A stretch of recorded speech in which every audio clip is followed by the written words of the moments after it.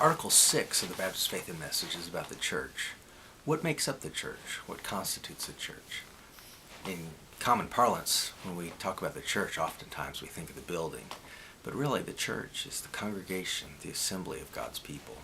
And as we understand what constitutes that membership, are people who are joined in covenant with one another. Covenant is just the word for agreement.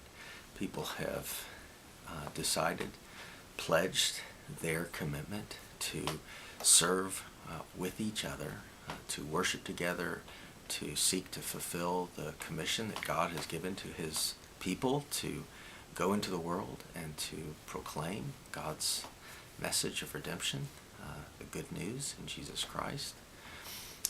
The New Testament church, as we understand it, consists of believers who have been baptized. That baptism is the observance by which one is initiated into the church. It is a public and outward sign of an inward kind of change, that one has accepted Jesus as their Lord and Savior. In a later clip, we'll look at specifically baptism as in its function in the life of the church. But in addition to a local community of believers, we believe that the church is the universal gathering of God's people, both past, present, who are now with the Lord, those from the past, and present and future, that we collectively constitute God's people.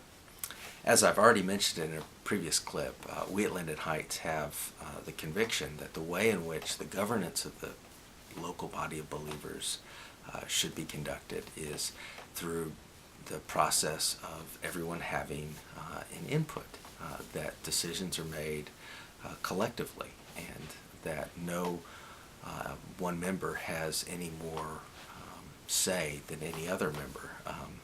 Now, that doesn't mean that we don't, within our community, recognize there are some people that we really respect their judgment and we want to hear what they have to say. We have seen in their life demonstrated a faithfulness that we listen attentively to.